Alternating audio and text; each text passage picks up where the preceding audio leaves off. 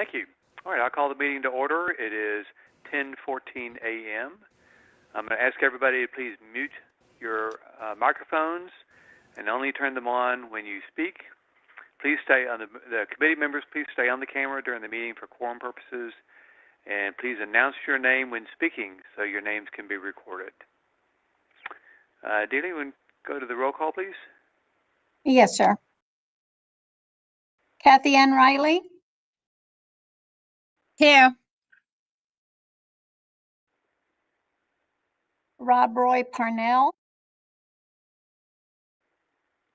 Thank you. Michael All right, I'll call T. the meeting to Olson. order. It is Present. Ron Menard. Here. Michael McDonald. And John Ricard, presiding officer. present. We don't have a quorum yet. Okay, so we're going to move ahead. We'll skip item C, approval of the minutes, since that requires a quorum to vote, and move to item D, if that's acceptable, open government trading. Nick, I believe you're on.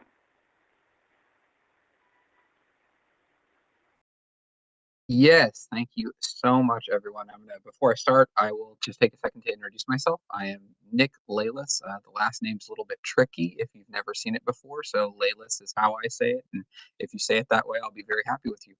I am an assistant general counsel here at TDLR. In my previous lives, I have been assistant general counsel or open records manager for 4 different state agencies, and I have about 12 years of state open government experience for a variety of different bodies, ranging from the Department of Insurance to DPS to here and the Workforce Commission. So I have done quite a few of these trainings, and I have been counseled by my peers that you all are a very informed group of people.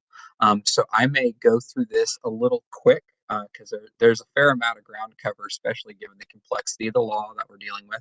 But I know that for most of you, if not all of you, this is kind of a refresher. So if I'm going too quick, please take every opportunity to slow me down.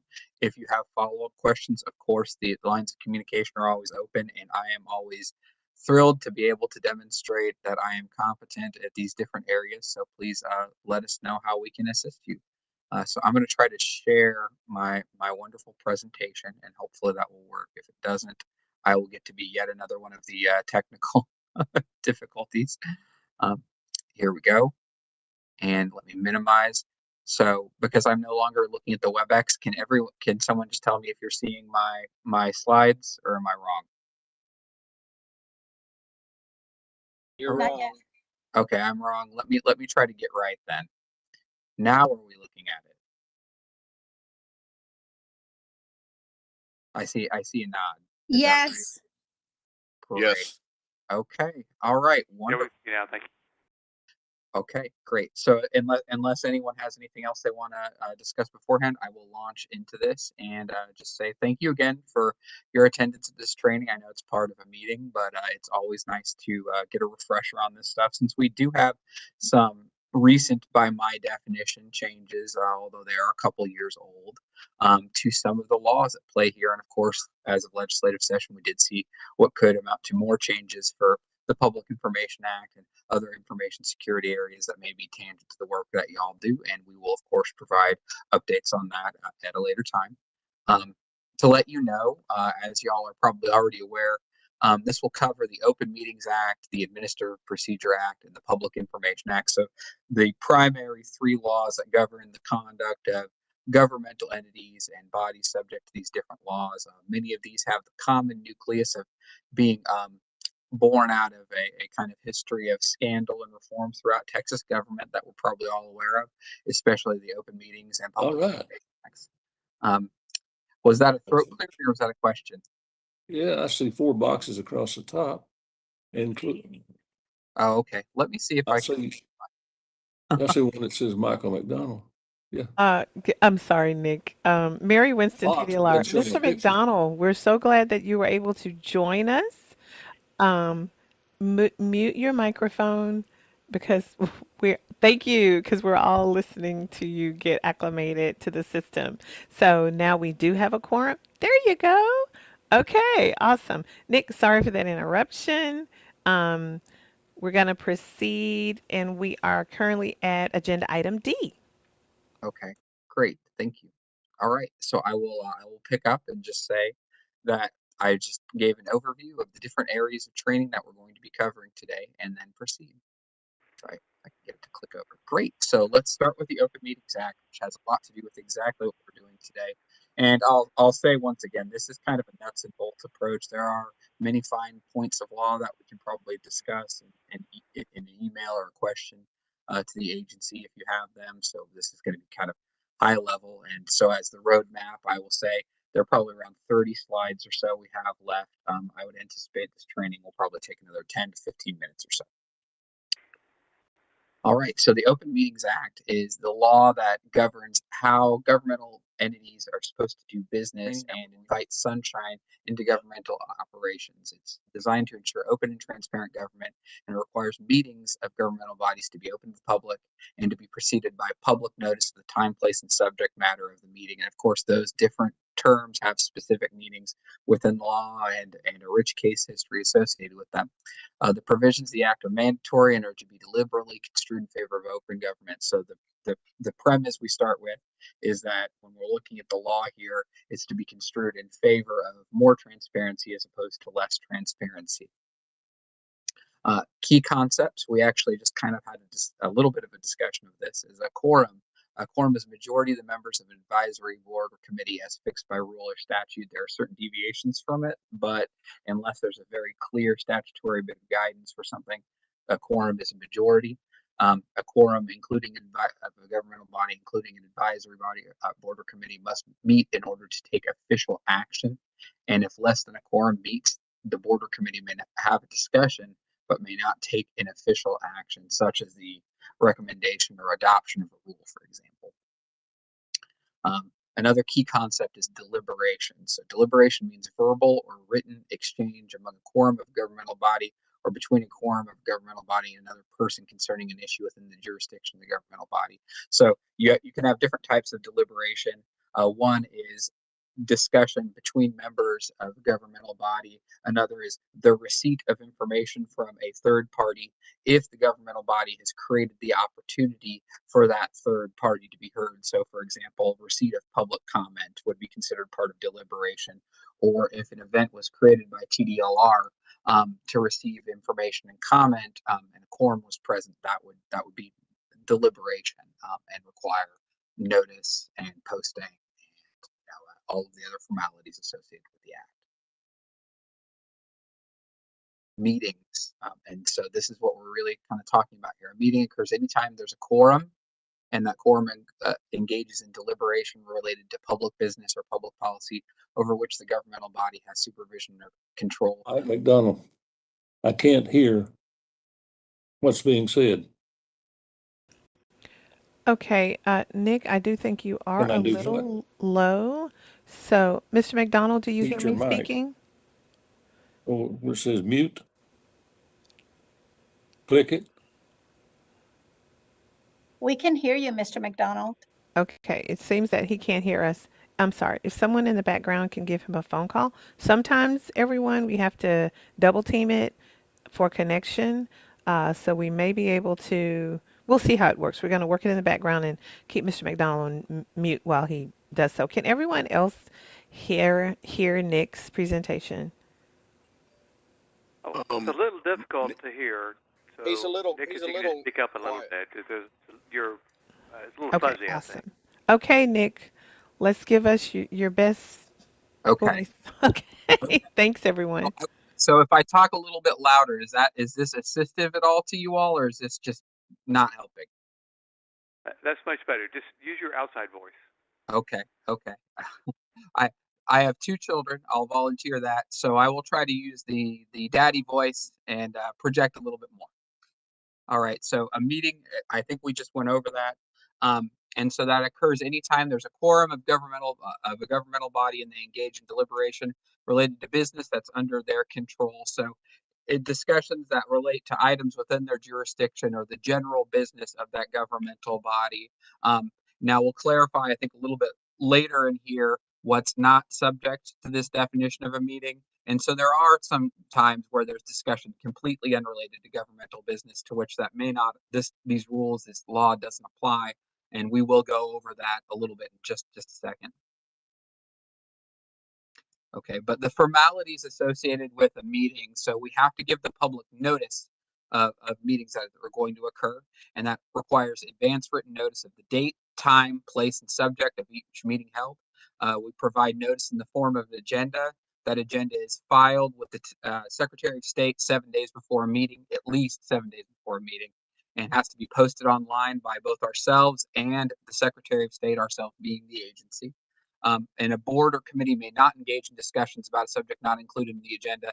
And we do talk about that a little bit later, but it's important that if we are receiving public comment, or if someone brings an item up that is relevant to the discussion and should be discussed by a board or the commission at a later time, we do make note of that. But to make sure we don't run afoul of the Open Meetings Act, we want to make sure that we recognize that, but that we don't go far away or even a little bit away from what's on the posted agenda, because we would not want to appear to be not giving adequate notice to the public of what we are discussing. So this is the exception I was kind of talking about a little earlier. What about social functions, conventions, and workshops? So keeping in mind that a meeting occurs whenever a quorum of a governmental body engages in discussion about an issue within their jurisdiction. Can members ever meet in an informal setting without violating the Open Meetings Act? And the answer is yes, and there's specifically statutory language that relates to that. So members can engage in conversation that is incidental to an event they're at, but the discussion will be subject to open meetings if there's a quorum and they're discussing items within their jurisdiction. So the traditional example I've given in the past is actually for city council. And if everyone attends the local high school, football game, baseball game, and they're together and there's a quorum, it's one thing if they're just talking about the game or the quality of the concessions, that's okay.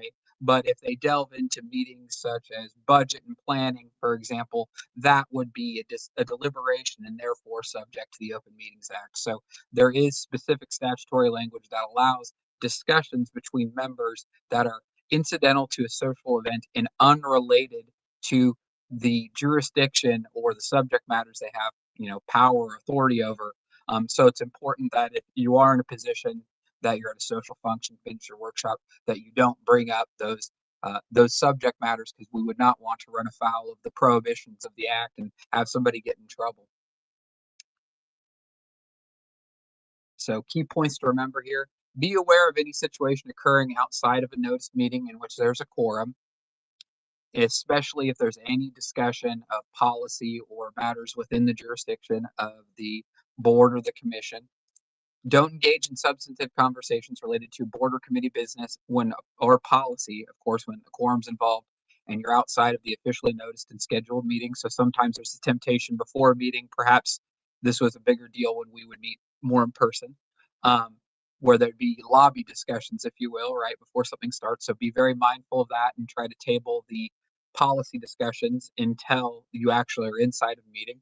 And beware of walking quorum. And that's an interesting concept that has changed a little bit since a Court of criminal appeals case a few years ago. So a walking quorum occurs when fewer than a quorum of members engage in discussion about official business and then communicate those discussions to other members, while fewer than a quorum of members participate in the initial communication. Subsequent communication with other members will result in a quorum discussing official business outside of public meetings. So the idea is you want to make sure that if you are having a discussion with less than a quorum, or if there is less than a quorum, that isn't used as a way to kind of get around the act or kind of sidestep the notice requirements and meeting requirements associated with the act by simply having multiple smaller conversations that eventually become part of a conversation that essentially includes enough people to constitute a quorum. And so here, as an example, a 5-member advisory board with 2 members exchanging phone calls and emails expressing thoughts on an upcoming rule change, and they exchange research that they've each individually performed regarding the issue, and then one of the board members subsequently forwards the exchange to another member. The members have now engaged in a walking quorum by engaging in small groups discussion or multiple small group discussions outside of a properly noticed meeting. And that's specifically the sort of scenario that the change in the law was designed to anticipate, where you have an initial communication that does not involve a quorum, but becomes part of a chain of communications that does involve a quorum, and that the person making that communication has an understanding that that's what's going on. So really, if there is not a quorum present, there's a discussion, make sure to be very mindful of not taking that discussion to enough members to constitute a quorum, or really trying to, even for any reason, try to sidestep the requirements of the act. Not that anyone would, but it's just good to be reminded. Walking quorums can occur during conference calls, video conferences, hallway discussions, emails, text messages, and other new technologies. So, and this is kind of a newer phenomenon, but it's one we should all be aware of, which is the concept and how it interacts with newer technologies like Twitter, Facebook, IMs, and just being aware that if there's a communication that is placed out somewhere online that you end up interacting with, and there's, for example, I'll just use a Facebook post because I'm still on Facebook. If I put something on Facebook and I'm a member of a board, a 5-member board, and I have 2 members of the board interacting with that Facebook post, and it relates to public policy that's within our jurisdiction, that could be a violation of the Open Meetings Act, because then we are engaging in deliberation with a quorum, right? And so that would require notice and all the other formalities of the meeting. So more best practices to avoid a walking quorum. To avoid it, you shouldn't meet in small groups, discuss committee or board or committee business, and then communicate that discussion to others. That's the example I just gave. Send emails or text messages to a quorum of members regarding official business, even if each email is addressed and sent to each member individually. And that's kind of like, I used to call it like the wheel concept, where there's the central hub and one person communicating outward, even if it's done individually, that could still result in a violation of the Open Meetings Act, because someone is there being the hub of communication with the intention of reaching out to every person individually. Creating posts on social media about board business where a likelihood exists that a quorum of members could participate in discussions. And that's the example I gave earlier, where we have to be mindful about our conduct online and making sure that we're aware of what the audience might be for that. Asking quorum members, even on an individual basis, for feedback or comments on board or committee business outside of a public meeting. That's been referred to in the past as polling, and it's basically conducting an informal vote. So, and that's of critical importance, because voting, for example, a formal action undertaken by a governmental body, has to be done in an open meeting. The discussion related to it has to be done in an open meeting. And there are consequences if it is not done, or if there's an informal vote essentially taken before a public meeting. Some guidelines for open sessions. A board or committee is limited to discussing specific items on the agenda, and we kind of talked about that earlier. During the public comment portion of the meeting, members of the public are given an opportunity to speak, and the presiding officer may set reasonable limits on commenters. A member of the public or a member of the board may raise a subject that's not been included in the agenda. However, discussion must be limited to a proposal to place the subject on the agenda for a future meeting. So as I kind of referenced, recognizing an issue being raised and saying that could be part of future discussions, or thanking someone for providing information, that's reasonable and within the bounds of the act. But what you don't want to do is engage in substantive discussion, because then there are other consequences that can arise from that, and it might violate the agenda that was posted for the public. More best practices, avoiding violating the act on basis of insufficient notice, and this is kind of what I just referenced to. Limiting discussions to specific agenda items contained in the posting. Avoid allowing discussions related to specific agenda items to wander off course, which is sometimes a temptation we all have if we're having deliberation, is to touch on other related issues. Not responding or discussing issues raised during public comment unless they're on the agenda and the public is apprised of them. And then specifically identifying items for future agendas and communicating those items to TDLR staff. And of course, there are, during these board meetings and commission and committee meetings, we have staff that are available to make sure that we're aware of that. There are penalties associated with violating the Open Meetings Act. And so there are, what I was referencing earlier when I said when I was talking about informal votes is a specific thing we have to be very aware of, because any interested person, including the media, may petition the courts to stop actions taken in violation of the Open Meetings Act. And there have been cases in the past where governmental bodies have been basically subjected to essentially judicial monitoring if they have a pattern of violation of the Open Meetings Act. Well, they'll be given like a standing order from a court if they continuously violate the act, and that's one remedy.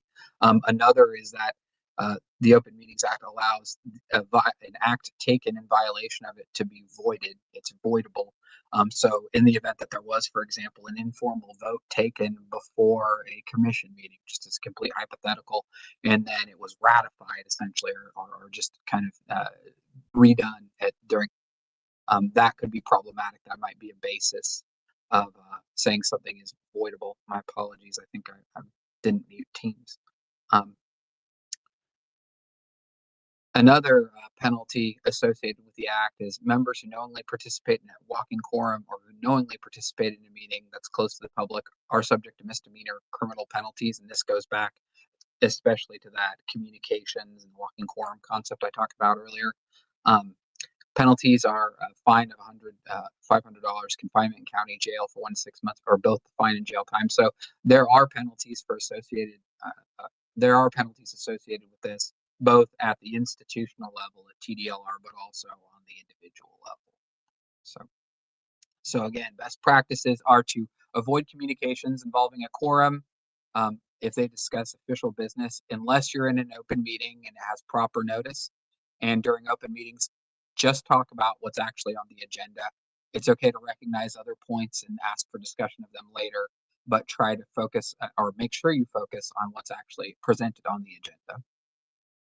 And there are a number of resources here. Of course, there is the agency itself, but there are also multiple trainings, handbooks, videos, and then the law itself. But of course, we encourage open communications and questions to come back to the agency, since we are here to assist you and to serve each other. So that concludes the part related to the Open Meetings Act. I'm now going to move on to the APA. And unless there are any questions, are there any questions related to the Open Meetings Act at this time? Okay, I don't hear any. If I'm not noticing any, someone please speak up. All right, we're going to talk about the APA now, the Administrative Procedure Act. That is the law that relates to, as y'all are aware, rulemaking and procedures related to administrative litigation. The purpose of the APA is to establish minimum standards of uniform practice and procedure for state agencies and provide for public participation transparency during the rulemaking process. It defines a rule as a statement of general applicability made by an agency that implements, interprets, or prescribes law or policy, or describes the procedure or practice requirements of a state agency.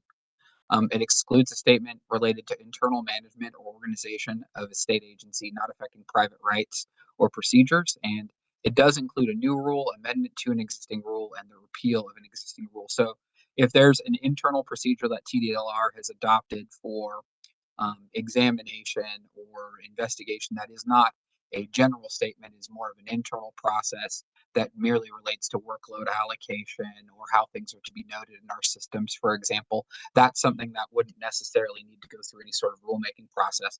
But a statement of how we are going to apply law, for example, or if a rule is specifically required by statute to exist, those would be things that would meet this criteria because they can affect private rights and the processes we use to apply law to private persons. Sources for rulemaking, I just referenced one. Legislative changes is probably the biggest one. Advisory boards, TDLR staff and initiatives, 4-year rule review, which we're going to talk about a little bit more in detail, and then rule petitions, which are a way for the public to participate in the rulemaking and policymaking process of the agency. A rule petition it can be done by any interested person, and there are legal requirements for what an interested person can be. They have to be a Texas resident, a business entity or governmental subdivision, or public or private organization that's not a state agency but is located in Texas. So in order to file a rule petition, you have to meet the criteria to be an interested person. There are processes associated specifically, and let me back up. When we receive a rule petition, the agency considers what's in the rule petition and how it's going to act in relation to it. There are, of course, that's just one mechanism for rulemaking to be initiated at the agency. It's important to recognize that. But once filed with the agency does respond to rulemaking petitions. This is a chart, and I won't go through every single step because we could go through all this in great detail that relates to the rulemaking process. It, of course, starts with the idea and drafting phase, followed by internal review and external review by the governor's office. Advisory boards then meet and convene to discuss the proposed rule. After that step's done, of course, it is filed. The public gets to see it in the Texas Register and then are allowed to comment on it for 30 days. They will supply comments to that in writing. And then we review internally and start the process of responding to those comments.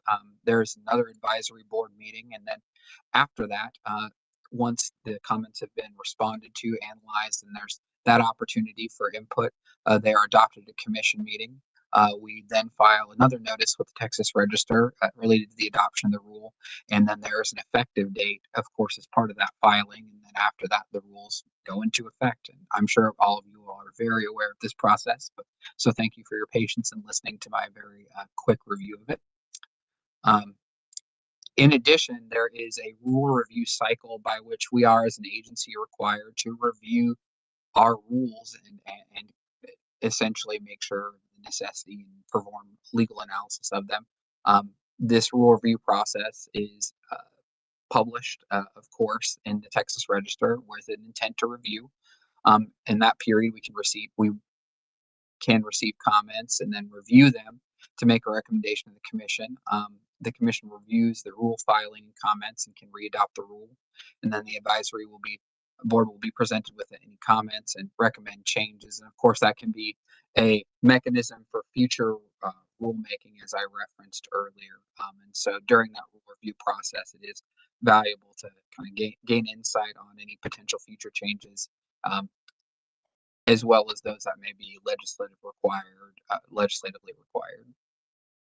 There are a lot of resources related to rulemaking. I will turn again to the Attorney General's website with their Administrative Law Handbook. There are multiple chapters of the Government Code dealing with the APA, Administrative Law, and rulemaking. And of course, if you have any questions about text, there is an available resource through the Secretary of State website, which has the Texas Register and Administrative Code. And there are, of course, other historical volumes of it if you ever need to go backwards that are available through other resources as well. And please contact us, of course, at the agency through the General Counsel's office as appropriate with your questions about that. I realize I went through that portion fairly quickly, and I'm prepared to go to Public Information Act and round out the presentation unless there are further questions on the APA. All right. Hearing none, I'm going to go ahead and proceed. The Public Information Act is one of these three statutes that are designed to invite sunshine and transparency into governmental operations. It's intended to allow public access to information about the affairs of government and the official acts of public officials and employees. It is a broad and encompassing act, and the definition of what constitutes public information is intended to be a broad and encompassing one. That makes all documents, records, or other information relating to official business open to the public with some exceptions, and those exceptions are specifically quantified inside of the act itself as, in provisions following section 552.101, if you're interested. Public information includes any electronic communication created, transmitted, received, or maintained on any device if it's in connection with official agency business. So what's important there is not where it's housed or how it was created, but the identity of the person creating it and the intention or business that they're performing. So I know for a while there were questions about what if people use private devices, for example, or private email accounts to do public business. And of course, there have been court cases related to that. And where the law has pretty consistently come down is that if you are transacting official business in your official capacity, then it's going to be subject to the PIA. And there are bases for distinction, and there are, of course, exceptions to that.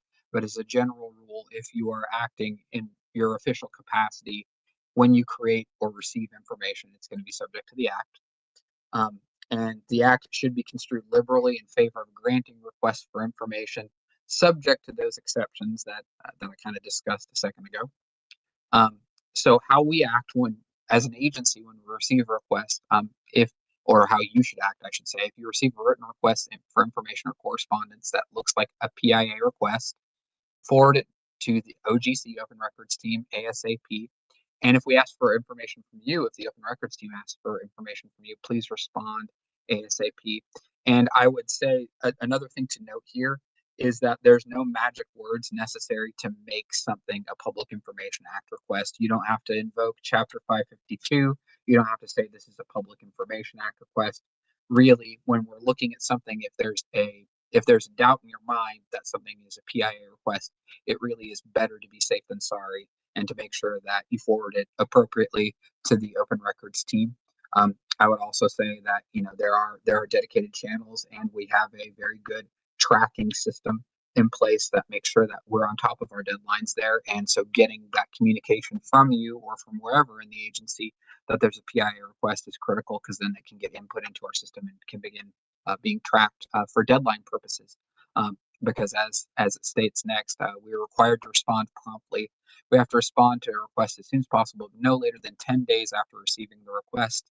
We can't ask why someone wants the records, and that is something that's statutory. We can't ask the purpose behind it. We can only ask for clarifications through the OGC Open Records team.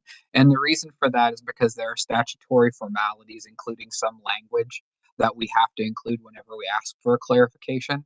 And that 10-day deadline, as I know everyone probably on this call knows, but the 10-day business day deadline has some consequences related to which exceptions to disclosure can apply, and also could potentially affect other technical applications of law under the PIA. So that 10-day deadline is really key to kind of what we're allowed to do as an agency and what the public is going to receive, because certain exceptions just go away if we go past the 10 business day deadline. So it's important that we understand when we have a request and it gets forwarded, and our very competent staff and OGC is capable of responding to those and doing what needs to be done. So the general rule is there's a presumption of openness for information that meets the definition of public information. So anything related to the transaction of official business is presumed to be open. Now, certain information is required to be redacted from open records. Some examples include, and some of this is subject to changes potentially with the legislature, so that may be subject of a future training. Dates of birth, most email addresses, and by that it generally applies to members of the public's email addresses, governmental entities and employees' email addresses. So like my email address, for example, is not confidential. Driver's license, license plate, and VIN records. So anytime you see a traffic ticket, for example, that gets released by the news, you'll see that a lot of that information is redacted out. So license plate, and VIN. Credit card numbers, and I would also add to that bank numbers, bank account numbers, anything that will allow you to access an item of value is something that we would redact out. And then HIPAA information, medical records, privacy. So anything that relates to health information communicated to sometimes an insurance carrier or doctor, things like that would be different items we would redact out, or if necessary, ask for a ruling by the Attorney General to assess what we have to release and what legally we have to withhold. And there are a lot of resources here that are out there for the PIA. There's the training information video. The video is very good, and it was actually it's been updated recently. The handbook is very comprehensive. There's the statute itself, as well as our general counsel's office and our committed staff in the open records area. And then we have our own policy related to it. I would definitely add that it is probably a good idea if you have a question about the application of the act or privacy generally to try to get in touch with the agency, because there are sometimes complex bodies of law out there, and if you try to do your own research, even as an attorney who's practiced this area for quite a while, I will say sometimes you won't always land on the most recent best example germane towards the information you're talking about. So please feel free to access us as resources, and we are always happy to assist you. So that is actually the end of that presentation. And I want to thank you for your attention. I noticed that we did not really have any questions during it. So I wanted to be open right now if there's anything y'all wanted to discuss related to any of those 3 areas of law, or if you are more comfortable addressing us electronically or through phone call, you know, our lines of communication are of course open. Thanks, Nick. Thank you. Being Not so hearing any questions. Okay, so since we do have a quorum now, let's go back to item C, approval of the minutes. These were in the packet, so I hope you had a chance to look at them. If you have any questions, this is the time to ask any comments or changes. If not, I'll be looking for a motion in a second to approve the minutes of the February 27th meeting as presented.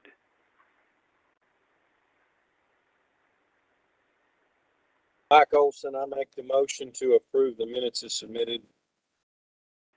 Thanks, Mike. Do we have a second? Kathy Riley, I second. Thank you. We have a motion and a second. Mike Olson and Kathy Riley to approve the minutes as presented. Those in favor of the motion, I'm sorry, I'm going to turn over to Delia for the roll call. Sorry. Thank you. Kathy Ann Riley, Yes. Michael Olson, Yes. Ron Menard, Yes. Michael McDonald. I saw you, sir. And John Ricard, presiding officer. Yes. Motion passes. Thank you. Thank you. We'll move to item E, public comment. We do have, let's see, the Architectural Barriers Advisory Committee did not receive any email public comments, but 2 people have asked to speak under the public comment section, John Torkelson and Chris Schexnayder, regarding the proposed rules. John is here. Is Chris here? I don't see him. Okay. So they will, if Chris shows up, we'll add him to this, but you will each have 3 minutes to give their public comment, and the committee will not be allowed to ask questions or discuss anything said. And so let's start with Mr. Torkelson. Mr. Torkelson, thank you for being here. When you begin speaking, please state your name and who you represent. As I said, you have 3 minutes to speak, and please understand that committee members are not allowed to ask any questions or engage in discussion with you. Do you understand these instructions? I do. Thanks. All right, 3 minutes. Delia, All right, good will morning. keep time. You start whenever you're ready. Good morning. I'm John Torkelson. I am the president of the Accessibility Professional Association, APA. I know many of you and have worked with many of you and appreciate the work that you guys do as the Architectural Barriers Advisory Committee. We have grown from a small organization about 24 years ago, 23 years ago, primarily engaged in Texas, to a national organization that represents accessibility professionals nationwide. We have just started a national examination for competency to determine competency in terms of accessibility knowledge, or in terms of knowledge on accessibility codes and standards. And we represent approximately 250 members. Most of those are members of the RAS community as well. We appreciate the interaction that we've had with TDLR throughout our years, and hope to keep that going in terms of a good relationship between the two. We've already given a written report or response to the proposed changes to the rules. There's a couple of things that I would like to highlight. One of the things is, as an organization, our goal is to raise the bar in terms of the profession of accessibility consulting and not lower it, to increase the knowledge that our membership has, to help ensure that the facilities that are constructed in the state of Texas are compliant with the Architectural Barriers Act, the Texas Accessibility Standards, and most importantly, they're accessible to and usable by individuals with disabilities here in the state of Texas. And so our position is that lowering the requirements in terms of continuing education, in terms of the certification of continuing education, is counter to that purpose and that goal. So we're opposed to the proposed change in terms of the number of hours and in terms of the registration with TDLR to verify that the information that a registered accessibility specialist is getting, that accessibility consultants who are acting on behalf of the state of Texas are the knowledge that they're getting and that they're certifying that they're getting in terms of their preparation, so that we have members, so we have registered accessibility specialists throughout the state that are qualified, knowledgeable, and up to date. In addition, we also are looking at the that memo change in terms of not requiring approval by the Architectural Barriers Time's up. Advisory Committee. What? That was it? Okay. Sir. We oppose the limit on the architectural barrier. We think the Architectural Barriers Committee should have input because that's the voice of the people. And then finally, we oppose the or we're not sure what the concept is in terms of the requirement for not being able to consult on a project in which you're doing the RAS work. We feel that you should be able to do accessibility consulting, not design consulting. I appreciate your time. I'm sorry for taking so long. Thank you. Thank you, Ms. Strelka. I appreciate those comments. Okay, let's move on to item F, staff reports. And I believe the first one is Yvonne. Good morning, members. I hope you are having a good day, and thank you for being here. You have the licensing statistics before you. I will be happy to take any questions that you may have.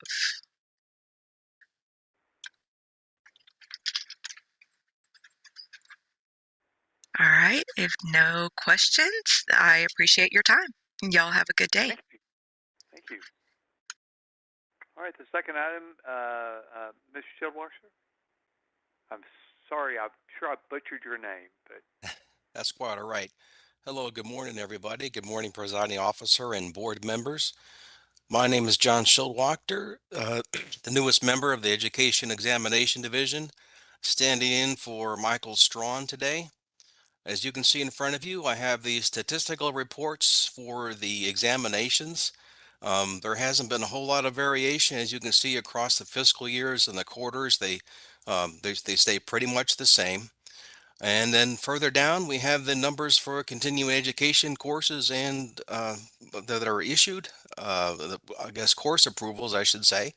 And that concludes the information I have today. I'm available to answer any questions you may have, and I'll do the best I can to either give you an answer or get you an answer. thank you. Any questions, anybody? Okay, seeing none. Next, R. Rodriguez.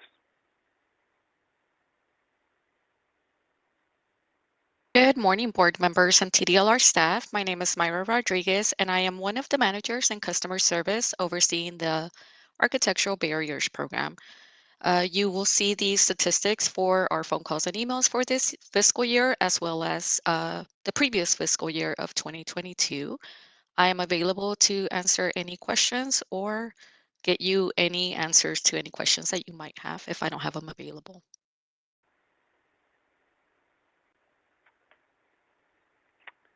Any questions? Not seeing anybody? Okay, thank you very much. Thank you. The fourth one is Enforcement Division, Trevor Thielen.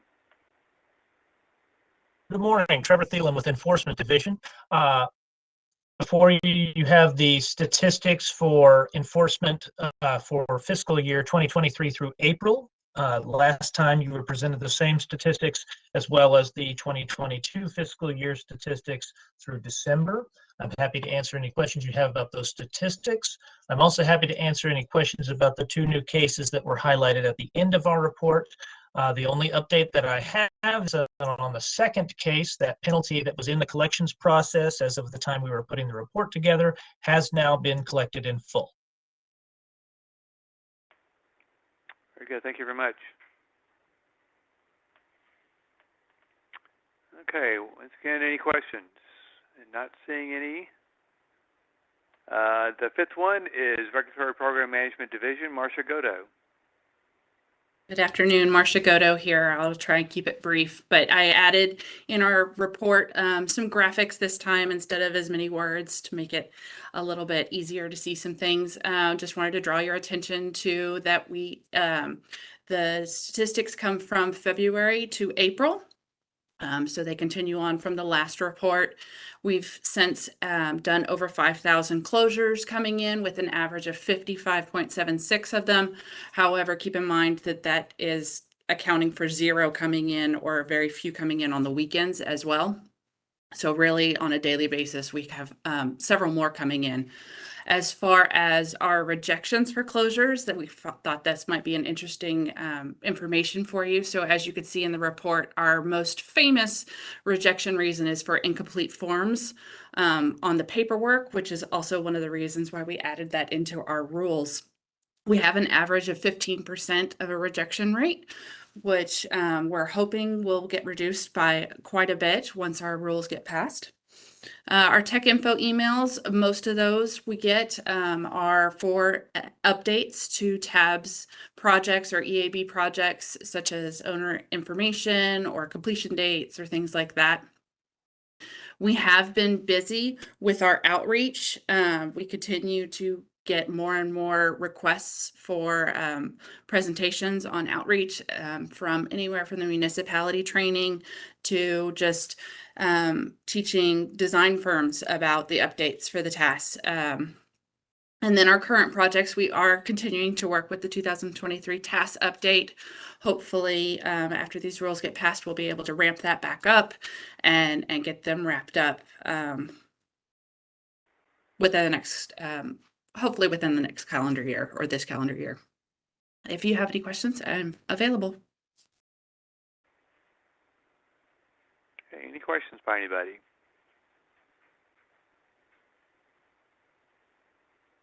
Okay, thanks, Marcia. That's lots of great information. And lastly, on this agenda item, Executive Officer, Ms. Winston. Good morning, everyone. I'm going to be brief. We reached sine die in the first legislative session for the 88th session.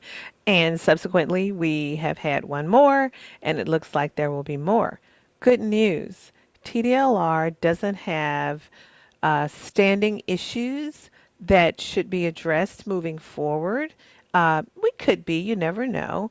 But after following 490 bills, thank you, Jeff Kopus, Government Relations Extraordinaire, after having 74 of those bills passed related to TDLR and its practices and its licensees and regulatory matters.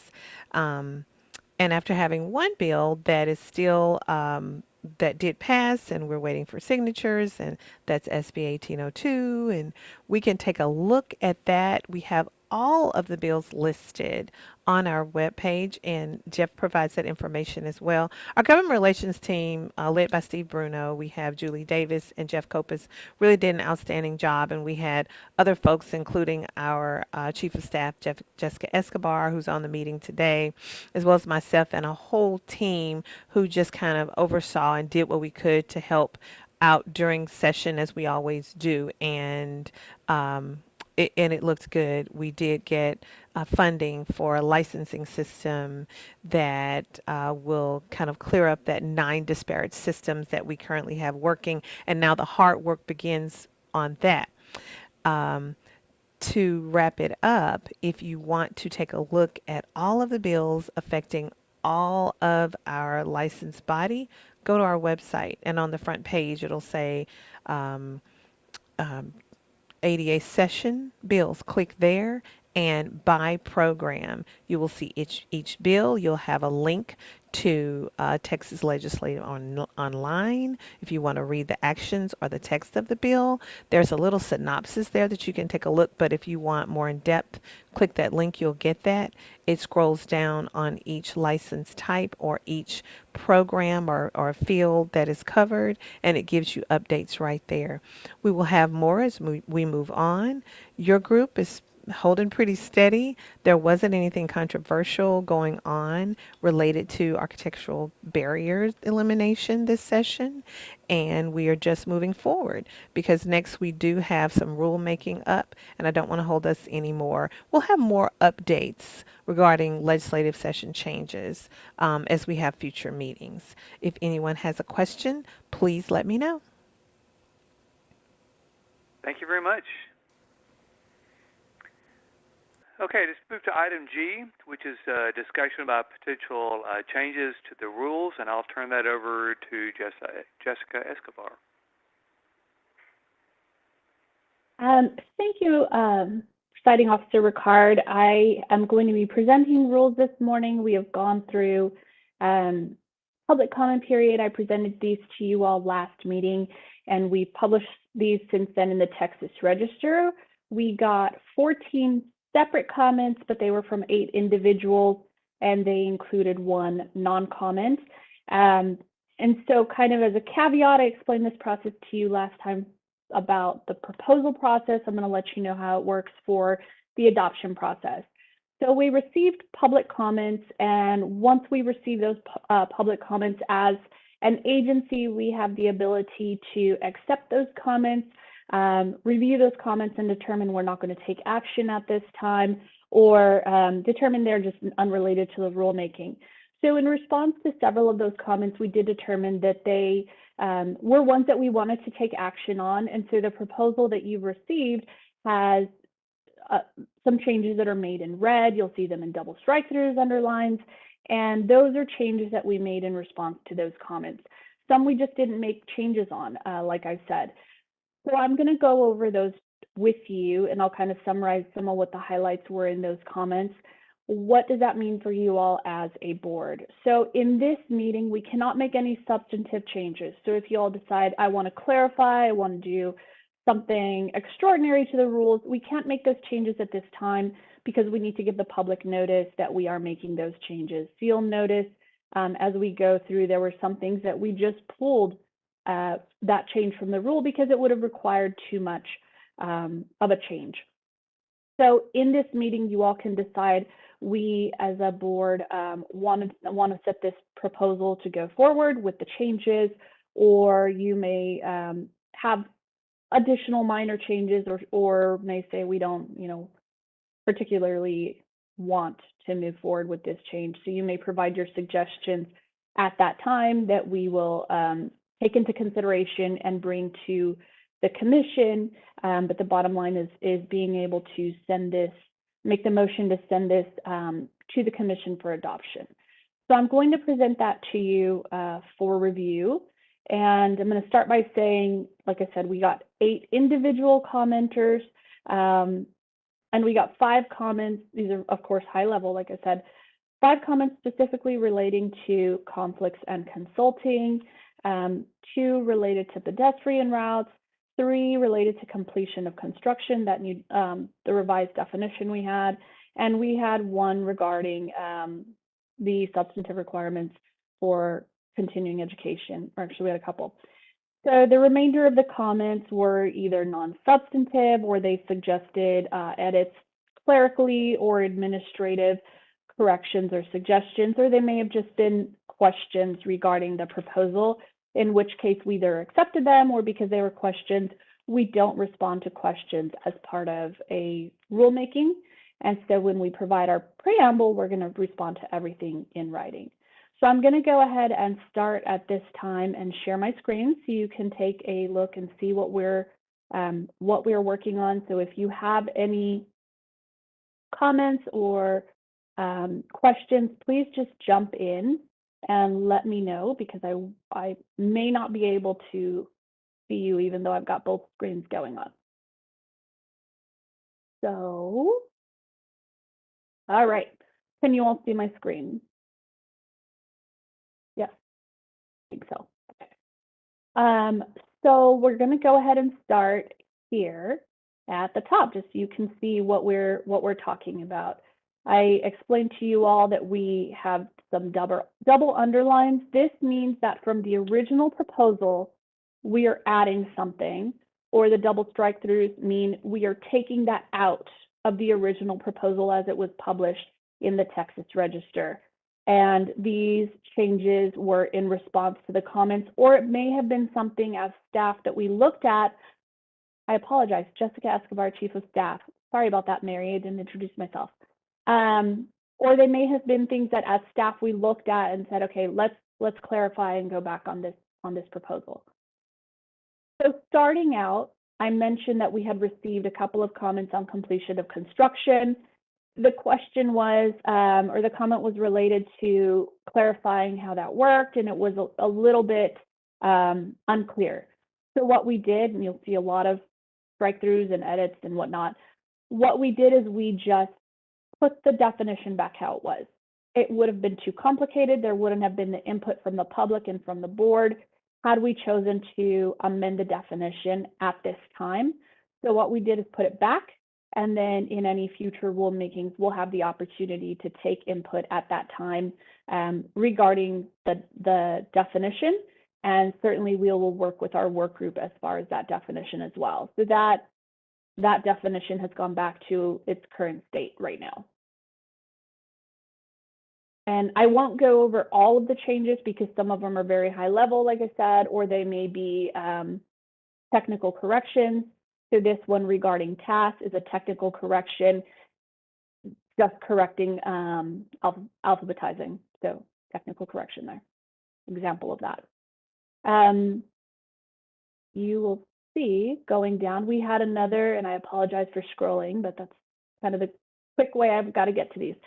Here is the suggestion we had, or the question we had on pedestrian route. How are we incorporating them? You're seeing these in residential developments. And how are we referring to them?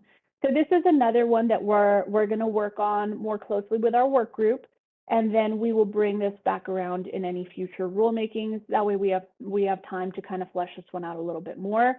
The double strike-throughs mean it is gone, and then we renumbered the remaining new section. So that one we took that comment and removed that subsection.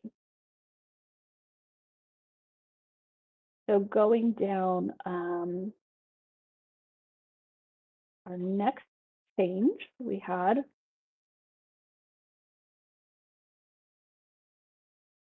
was regarding designated agent. This is one of those clerical changes with just a suggestion on making for readability, and that was it. So minor change, essentially clerical, administrative. So we did get a suggestion on submission of construction documents, a clarification really to make sure that it's known that you only have to file those construction documents if there's a county or municipality where they're actually issuing these building permits. So we got the suggestion that you should indicate as such, and if they're not issuing them, you don't have to do that.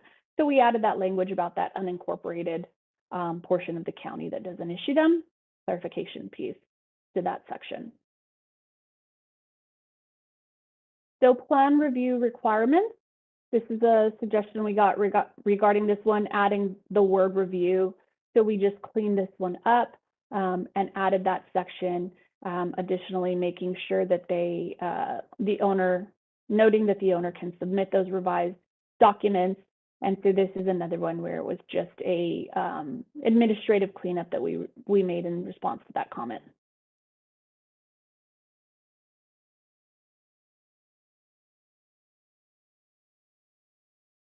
So going down, clerical change,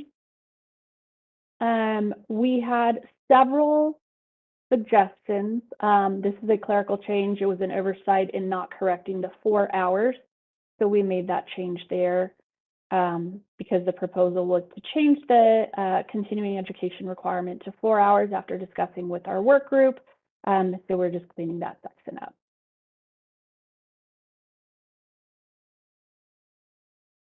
And then going down, we did have some suggestions and comments regarding that conflict of interest and standards of conduct. We received multiple comments, and so we did take those in. We actually had 3 comments on that one. And so we did take those into consideration to make sure it reflected what you all are doing. And so we think that this revision under conflict of interest covers those comments to say that you're not to be performing plan reviews when you're also providing other services. However, non-design related review services are not considered consulting. So this kind of gives that out so that if you are performing these other services, it's fine. You can still do your RAS work and still provide these other services. So we feel like that addressed the conflict issue and clarified that was not the intent of the rule. So we hope that in response to the comments and suggestions we received, we kind of combined some of the suggestions to build that into the rule. So we can discuss that if you all have any comments or questions on that particular section. And that was it. Those are the bulk of the comments that we received and the changes that we made to the proposal in response to those comments. If the comment was received and we did not make a change, it was because we felt that it was either not warranted or there was it was not necessitated at this time and further discussion would be needed with the work group. So we left the proposal as is. Do any of you all have any questions regarding the proposal? I'm going to go ahead. Questions from anybody about those changes? Stop sharing. All right. Thank you, Jessica. That was Thank you. great work you guys have been doing on this. I know this has been really complicated, so we appreciate that. We appreciate the work group being patient and working with us. Thanks. Okay, so if there are no more questions, then we'll be looking for a motion and a second to recommend to the Commission to approve the proposed rules as presented.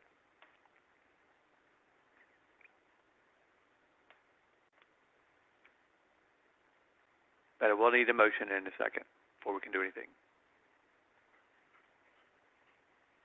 I put forward the motion to accept the changes as put forward. Kathy Riley. Mike Olson, I second that motion.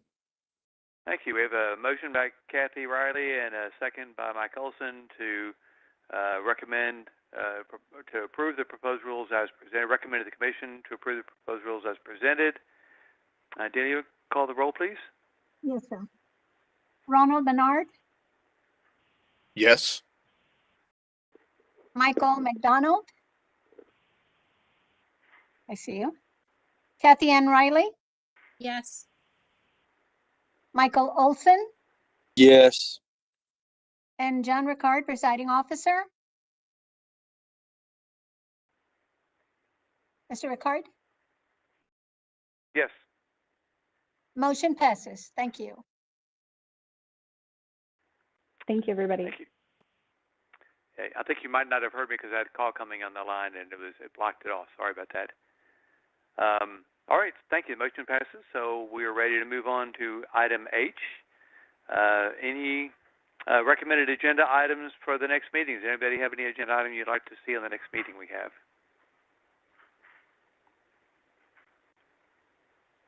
Okay, not seeing any. Dealey, what about the time, date, and location of our next meeting? I will poll at a later date for a time. I will check with Jessica and Miss Winston. Marcia, do you have a comment? I think Marcia has her. No comment. We're reading multiple screens back here, so sorry about that. We're good. So yes, Yeah, Mary I'm trying to Winston keep my eyes open. TDLR, we will poll the committee before the next meeting, and as always, if there is an issue or a matter that you want on the agenda, let us know. Okay, thank you. So I don't think there's anything else. So unless somebody stops me, I will announce this meeting is adjourned at 11:19 a.m. Thank you very much for everybody for attending.